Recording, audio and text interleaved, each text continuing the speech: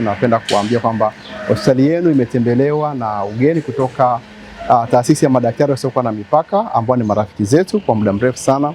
Wenzetu hawa leo wamemtambulisha mkurugenzi mkazi wa taasisi yao Miss Dina, ambaye ni mara ya kwanza kabisa kufika katika hospitali yetu ya Rufaa ya Mkoa ya Amana.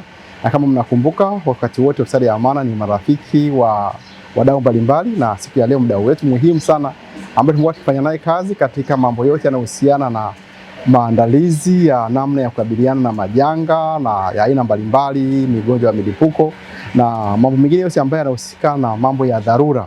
Kwa wenzetu hawa wamekuwa wakitufanyia mafunzo endelevu na kwa kwamba wanatusaidia kwa kwamba tunakuwa na vifaa stahiki vya kuwezesha kutoa huduma kwa wahanga wa ajali mbalimbali na mambo mengine ambayo yanahusiana na mambo ya dharura. Kama mnavyofahamu, sasa hivi kuna mlipuko wa magonjwa ya homa ambayo ni homa hatari ya ugonjwa wa Ebola katika mataifa ya jirani kama pale Kongo.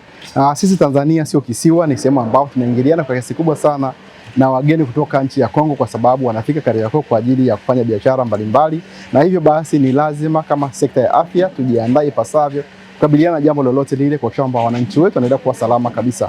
Kwa siku ya leo tulikuwa tunabadilishana uzoefu na wataalamu hawa wa madaktari wasiokuwa na mipaka ambao ni wadau wetu muhimu sana katika sekta ya afya hapa nchini, na kwa upande wa Amana ni marafiki zetu wa karibu. Kwa hiyo leo mkurugenzi mkazi mpya Miss Dana alifika Amana, tulitembea naye katika hospitali yetu, tuliangalia mazingira yetu na tumekubaliana mambo mengi ya kuendelea kukuza uhusiano kati yetu na shirika la madaktari wasiokuwa na mipaka, kisha kuendelea kutoa utaalamu kwa wataalamu wetu jinsi ya kukabiliana na magonjwa ya milipuko, jinsi ya kukabiliana na majanga ambayo ni ya asili na mengine ambayo yanatokana na mambo ambayo yanaweza kuzuilika. Kama mnavyokumbuka, mwaka 2024 kulikuwa na 24 kulikuwa kuna jengo liliporomoka pale Kariakoo, na hospitali ya Amana ilikuwa ni miongoni mwa hospitali ambazo zilifanya kazi kubwa sana kuokoa wahanga wa maporomoko yale, na hivyo basi tukaona kuna lazima kuendelea kujengeana uwezo kuhakikisha kwamba ikitokea jambo lolote ambalo linahitaji nguvu kazi ya sekta ya afya, basi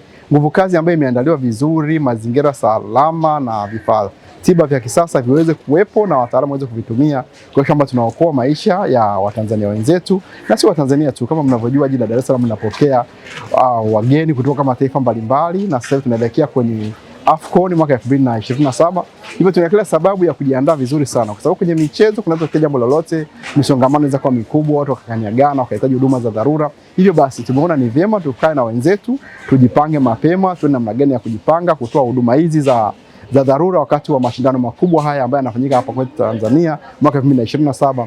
Na zaidi pia tunajaribu kuangalia eneo la fursa ya utalii tiba. Kwa wenzetu wao wamefanya kazi kwenye mataifa mbalimbali, kama nilivyosema, ni madaktari wasiokuwa na mipaka. Hivyo wana uzoefu mkubwa sana wa namna ya kuratibu, kusimamia na kuendesha huduma za matibabu katika mazingira tofauti tofauti ndani ya hospitali na nje ya hospitali. Na nyinyi wananchi, kazi yenu tu ni kuja katika hospitali yetu ya Rufaa ya Mkoa ya Amana. Kwa hiyo unapokuwa una shida yote ya kiafya, basi ujue kwamba utapata matibabu ambayo yana viwango vya kimataifa. Asanteni sana na karibuni Amana Super Brand.